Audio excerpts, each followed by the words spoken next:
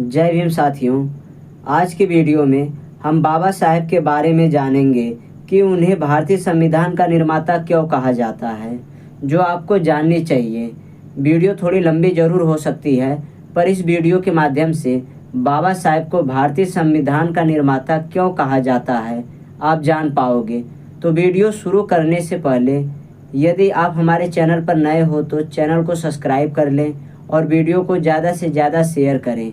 धन्यवाद। तो चलिए बिना देरी के वीडियो को शुरू करते हैं।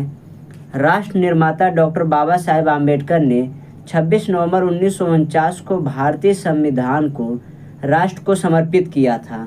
संविधान सभा के ड्राफ्टिंग समिति के अध्यक्ष डॉक्टर आम्बेडकर के 125वीं जयंती वर्ष 2015 भारत सरकार ने 26 नवंबर को संविधान दिवस के रूप में मनाने का निर्णय लिया।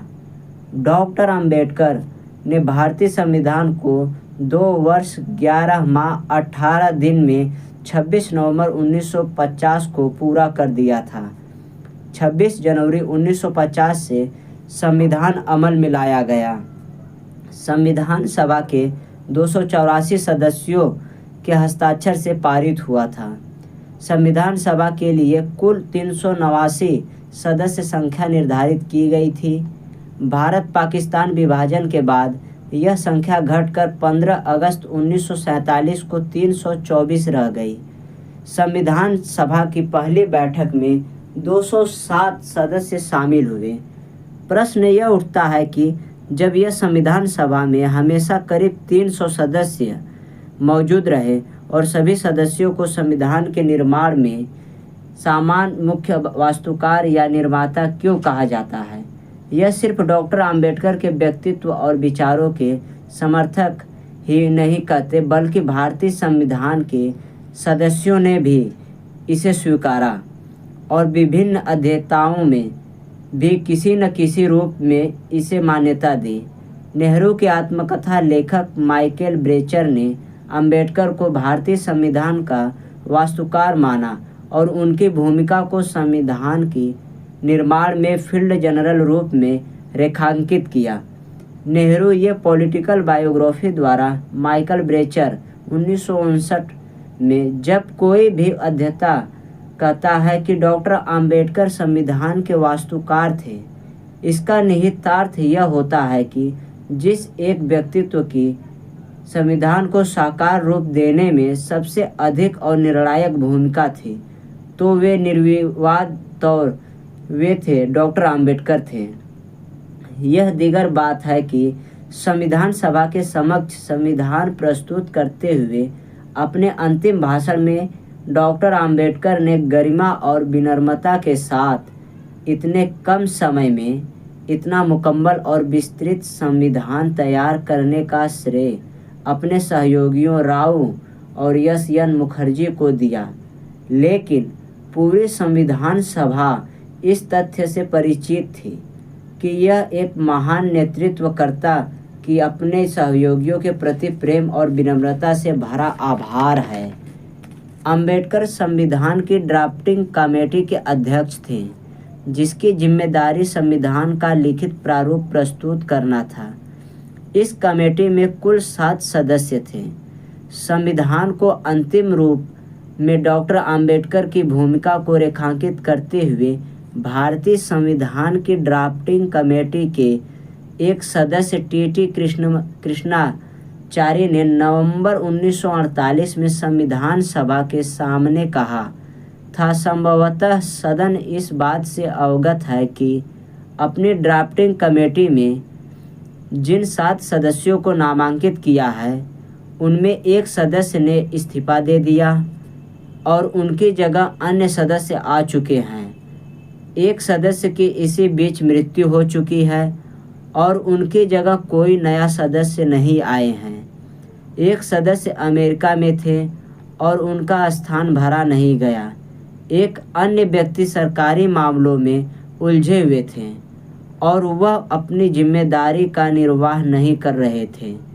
1-2 व्यक्ति दिल्ली से बहुत दूर थे और संभवतः स्वास्थ्य की वजहों से कमेटी की कार्यवाहियों में हिस्सा नहीं ले पाए।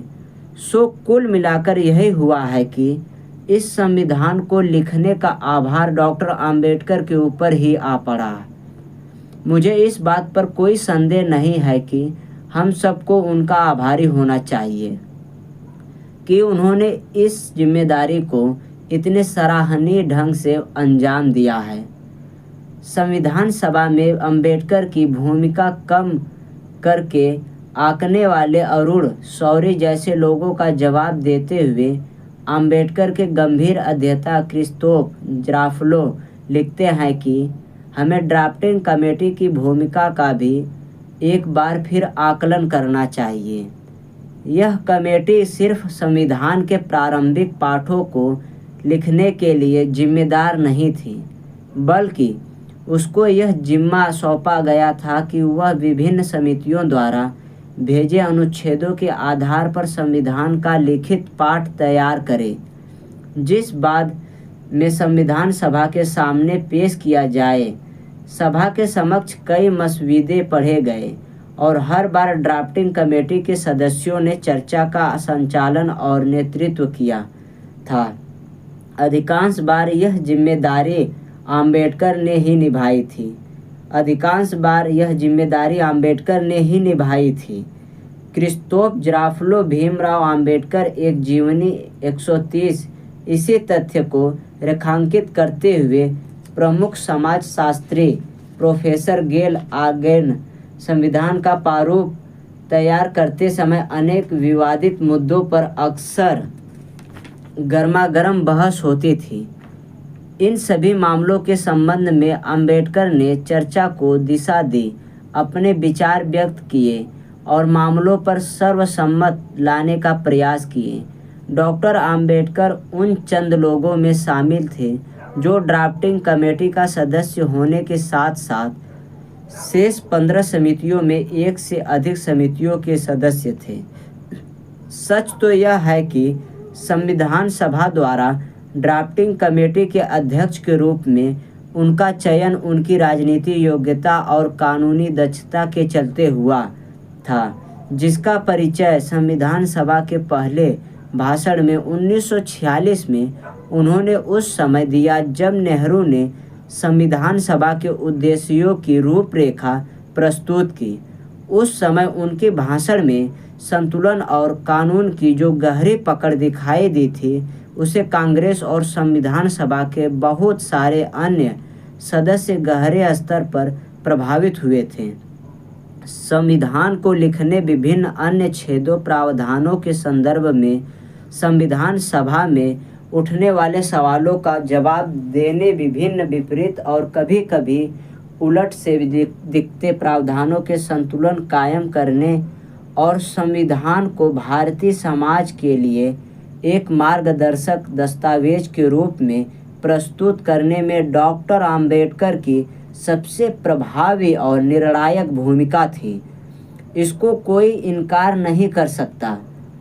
स्वतंत्रता, समता, बंधुता, न्याय विधि का शासन, विधि के समक्ष और समानता, लोकतांत्रिक प्रक्रिया और बिना धर्म, जाति, लिंग और अन्य किसी भेदभाव के बिना सभी व्यक्तियों, स्त्री पुरुष के लिए गरिमामय जीवन भारतीय संविधान का दर्शन एवं आदर्श है। इस आदर्श की अनुगुंज पूरे संविधान में सुनाई देती है। ये सारे शब्द डॉक्टर आम्बेडकर के शब्द संसार के बीज शब्द हैं। इस शब्दों के निहितार्थ को भारतीय समाज में व्यवहार में उतारने के लिए वे आजीवन संघर्ष करते रहे और इन्हें भारतीय संविधान का भी बीज शब्द बना दिया। भारतीय संविधान की प्रस्तावना और नीति निर्देशक तत्वों में विशेष तौर पर इसे लिपिबद्ध किया है। डॉक्टर आम्बेडकर और संविधान कोई भी अध्येता सहज तरीके से समझा जा सकता है कि इस दर्शन और आदर्श के पीछे आम्बेडकर की कितनी महती भूमिका है। जाति के विनाश किताब में 1936 में ही उन्होंने अपने आदर्श समाज की रूपरेखा प्रस्तुत करते हुए उन्होंने कहा था कि मेरा आदर्श समाज स्वतंत्रता, समानता और बंधुता पर आधारित है। वे तीनों शब्दों को एक दूसरे का पूरक मानते थे। एक के बिना दूसरे कल्पना नहीं की जा सकती। समानता उन्हें किस कदर प्रिय थी, इसका सबसे बड़ा प्रमाण महिलाओं को पुरुषों के समान अधिकार दिलाने के लिए उनके द्वारा प्रस्तुत हिंदू कोड बिल के मुद्दे पर मंत्री पद से उनका इस्तीफा। यह निर्विवाद सच है कि वे उदार लोकतंत्र में विश्वास रखते थे, जो भारतीय संविधान की मूल अंतवस्तु है। संविधान सभा में 19 नवंबर 1948 को इसे रेखांकित करते हुए उन्होंने कहा, इस संविधान में राजनीतिक लोकतंत्र की स्थापना इसलिए की है क्योंकि हम किसी भी प्रकार किसी भी समूह अस्थायी तानाशाही स्थापित नहीं करने चाहते। हालांकि हमने राजनीतिक लोकतंत्र की स्थापना की है, मगर हमारी यह भी कामना है कि हम आर्थिक लोकतंत्र को भी अपना आदर्श बनाएं। हमने सोच समझकर नीति निर्देशक सिद्धांतों की भाषा में एक ऐसी चीज़ प्रस्तुत की है जो स्थिर या कठोर नहीं है। हमने अलग अलग सोच रखने वाले लोगों के लिए इस बात की काफ़ी गुंजाइश छोड़ दी है कि आर्थिक लोकतंत्र के आदर्श तक पहुंचने के लिए वे की रास्ते पर चलना चाहते हैं और वे मतदाताओं को इस बात के लिए प्रेरित कर सके कि आर्थिक लोकतंत्र तक पहुंचने के लिए सबसे अच्छा रास्ता कौन सा है। इस तथ्य से कोई इनकार नहीं कर सकता कि भारत का संविधान काफ़ी हद तक 1935 के गवर्नमेंट ऑफ इंडिया एक्ट 1928 के नेहरू रिपोर्ट पर आधारित था, मगर इसको अंतिम रूप देने के पूरे दौर में आम्बेडकर का प्रभाव बहुत गहरा था। क्रिस्तोफ ज़राफ़्लो जैसे अध्येता भारतीय संविधान को गांधीवादी छाया से मुक्त कराने का सर्वाधिक श्रेय डॉक्टर आम्बेडकर को देते हैं। क्रिस्तोफ ज़राफ़्लो भीमराव आम्बेडकर एक जीवनी बिना गांधी और गांधीवादी छाया की मुक्ति के संविधान आधुनिक लोकतांत्रिक भारत के निर्माण को लिखित प्रस्तावना नहीं बन सकता था। डॉक्टर आम्बेडकर भारतीय संविधान की समर्थ एवं सीमाओं से भी बखूबी अवगत थे। इस संदर्भ में उन्होंने कहा था कि संविधान कितना ही अच्छा हो या बुरा हो, तो भी वह अच्छा है या बुरा हो, यह आखिर में शासन चलाने वालों द्वारा संविधान के रूप में इस्तेमाल किया जाता है, इस पर निर्भर करेंगे। बात बखूबी से परिचित थे कि संविधान में राजनीतिक समानता स्थापित कर दी है, लेकिन सामाजिक और आर्थिक समानता करना बाकी है, जो राजनीतिक समानता बनाए रखने के लिए भी अपरिहार्य है। संविधान को अंगीकार करने से पहले हुई अंतिम बहस के अवसर पर जनवरी 1950 में उन्होंने कहा, 26 जनवरी 1950 को वह दिन जब संविधान अंगीकार किया जाएगा, हम अंतर्विरोधों से भरे जीवन में प्रवेश करने जा रहे हैं। राजनीतिक स्तर पर हमारे पास असमानता होगी, हमें जल्द ही इस अंतर्विरोध को दूर करना होगा, अन्यथा जो लोग इस असमानता का दंश झेल रहे हैं वे राजनीतिक लोकतांत्रिक की इस संरचना को नष्ट कर देंगे, जिसे इस सभा ने इतने परिश्रम से खड़ा किया है। डॉक्टर आम्बेडकर ने संविधान के सदस्य और ड्राफ्टिंग कमेटी के अध्यक्ष के रूप में भारत को एक ऐसा संविधान सौंपा था जिसके मार्गदर्शक में आधुनिक भारत का निर्माण किया जा सकता था और है, लेकिन जैसा कि उन्होंने कहा था कि यह सब कुछ संविधान का इस्तेमाल करने वालों की मंशा पर निर्भर करता है।